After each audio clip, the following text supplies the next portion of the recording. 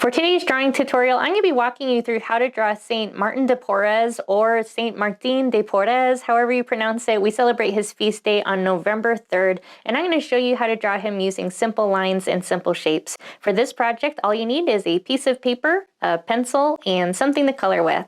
The first thing that we're going to do is we are going to draw his head. So near the top of my paper, I'm going to draw an oval shape for his head, and of course you can make any changes that you wish to on yours. I'm going to draw one line down on this side for his neck and another line over on the right side. Next, I'm going to work on his collar. So I'm going to do a big kind of letter V shape. So I'm going to do one line that comes up towards the left and one line that comes up and towards the right. Underneath that, I'm going to draw a straight line across like this, and I'm going to add one line here on the left side and one line here on the right side, creating two triangles for the collar of his robe. We're going to do a diagonal line coming down and towards the left side for this shoulder, and another one that comes in and down off towards the right side like this. And we are going to connect these marks with a curved line, kind of like a smile. We're going to be working on his broom next. So kind of close to the middle of his body, I'm going to do a diagonal line that comes down and towards the right side like this. And I'm going to do another line that runs parallel the same direction for the right side of that handle. And I can erase this part of his robe where the broom crossed over. I'm going to put a little curve at the top to connect the broom at the top. And I'm going to add a line down here at the bottom for that bottom part of the broom handle. We're going to do an upside down U shape for the bottom part of the straw part of the broom. And I'm going to connect it with a curved line, kind of like a smile. I'm going to do one line that goes off towards the left side and one that comes off and towards the right side for the straw parts. And I'm going to connect it with a slightly curved line, kind of like a smile. Next, we're going to be working on his hands. So the hands are going to start off kind of more of a square shape. So over here near the top of the broom handle, I'm going to start off with a straight line that comes across and a line here, one for the bottom of the hand, and one here for the sleeve. So it kind of looks like a square at first. And I'm actually going to erase the robe and the broomstick handle underneath. And I'm going to add 1, 2, 3 little lines on this side to make his fingers. A little further down, I'm going to do another square shape. So I'm going to leave a space and I'm going to draw out a square over here, kind of gripping that handle. And I made my square slightly bigger than the handle, so I'm going to erase those parts of the handle. And I'm going to add the fingers. So I'm going to add 1, 2, 3 little lines there for those fingers. And you can even like round out these fingers with a little curve if you want. We're going to work on his sleeves next. So over here for this bottom hand, I'm going to do a curved line that comes up and connects to his robe there. And I'm going to do a curved line that comes near his hand like that. And we're going to do one more curved line kind of connecting this top part to that bottom part for the sleeve. Over on this side, we're going to do a curved line.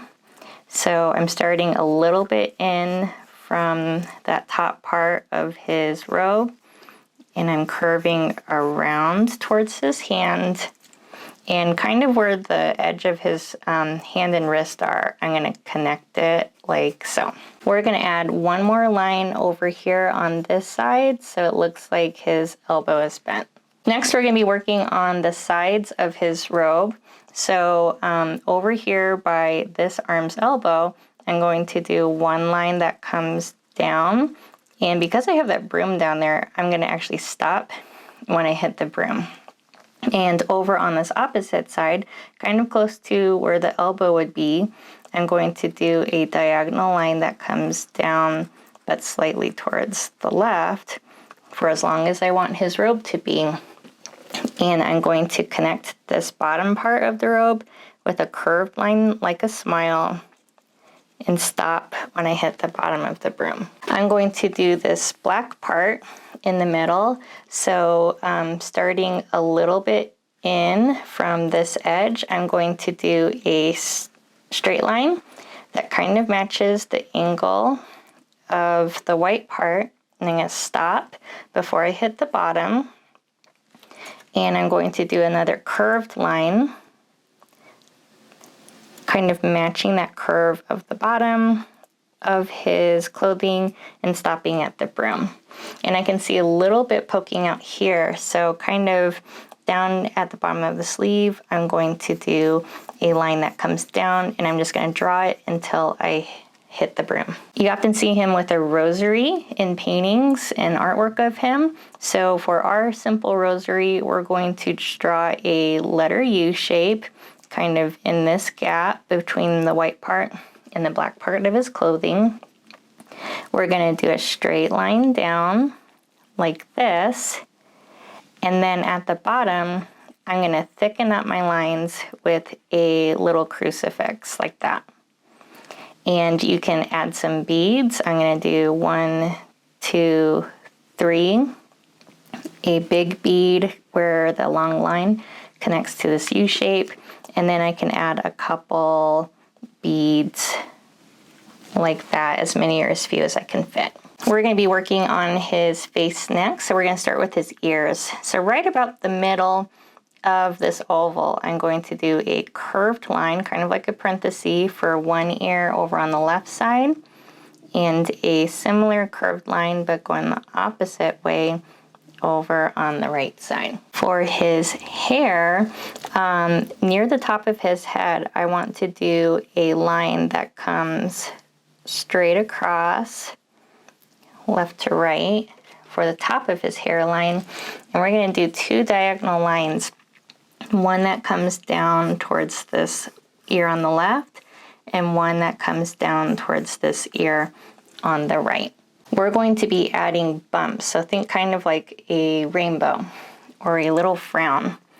And I'm going to add little bumps, kind of matching the curve at the top of my head, all the way around. And then I can erase this part of the oval that I no longer need.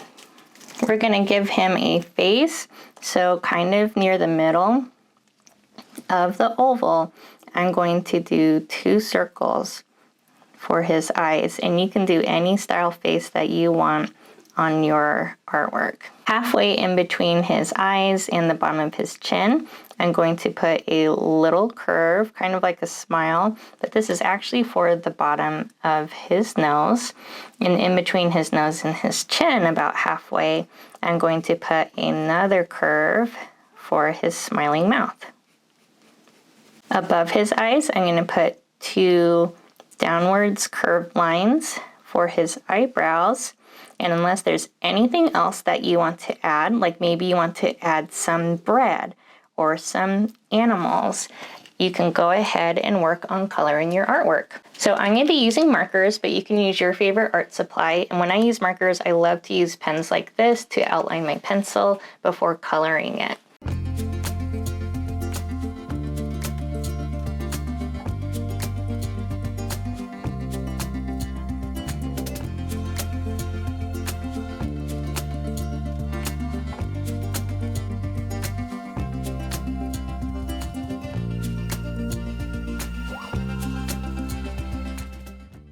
Thank you so much for drawing along with me. I would love to see how your artwork turned out. Feel free to tag me on social media, and know that I post new Catholic-inspired art tutorials here on my channel every week. Another way that you can help support my channel is through my Buy Me a Coffee page and art supply wish list. I want to remind you that you are loved, God loves you very much, and He loves your artwork very much. Thank you so much for drawing along with me, and I'll see you in the next video.